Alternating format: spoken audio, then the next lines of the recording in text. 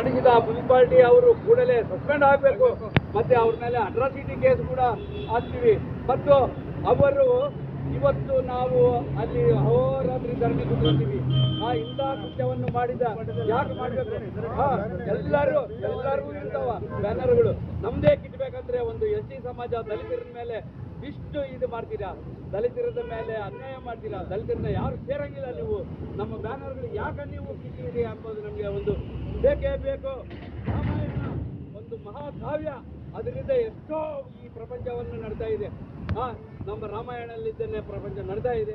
ಅಂದ ಈ ಕೃತ್ಯವನ್ನು ಅವರು ಮಾಡಿದವರಿಗೆ, ಅವ್ರು ಯಾರು ಮಾಡಿದಾರೋ ಆಫೀಸರ್ಗಳ ಅವ್ರನ್ನ ಸಸ್ಪೆಂಡ್ ಮಾಡಲೇಬೇಕು, ಅವ್ರ ಮೇಲೆ ಕೇಸ್ ಆಗಲೇಬೇಕಂತೇಳಿ ನಾನು ನಮ್ಮ ಸಮುದಾಯ ಮೂಲಕ ಒತ್ತಾಯಿಸ್ತಿದ್ದೀನಿ. ಜೈ ವಾಲ್ಮೀಕಿ, ಜೈ ವಾಲ್ಮೀಕಿ, ಜೈ ವಾಲ್ಮೀಕಿ.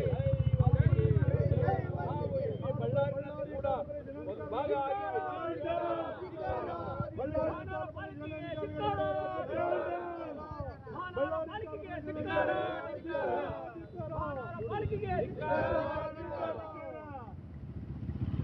ಕೂಡಲೇ ಇವು ಹೆಂಗಿದ್ದಿದ್ದು ಹಂಗೆ ಕಟ್ಟಬೇಕು.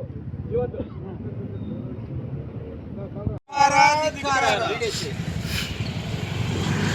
ಅಯ್ಯಯ್ಯೋ ಅನ್ಯಾಯ, ಅಯ್ಯಯ್ಯೋ ಅನ್ಯಾಯ. ಸರ್ಕಾರಂತೆ ಸರ್ಕಾರ, ಸರ್ಕಾರಂತೆ ಸರ್ಕಾರ, ಬೇಕೇ ಬೇಕು, ನ್ಯಾಯ ಬೇಕು, ಬೇಕೇ ಬೇಕು, ನ್ಯಾಯ ಬೇಕು.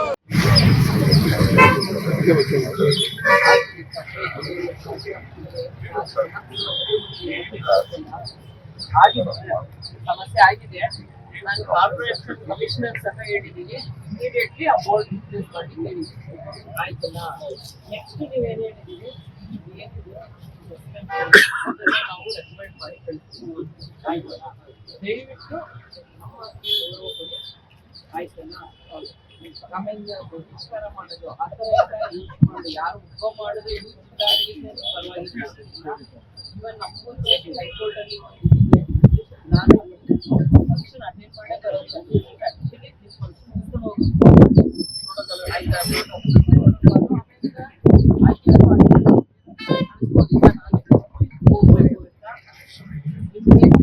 ನಮ್ಮ ಮನೆ ಗೋಡೆ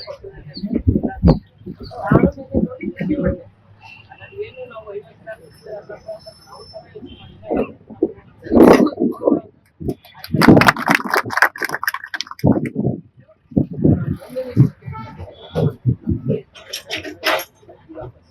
ನಾನು ಹೇಳ್ತೀನಿ.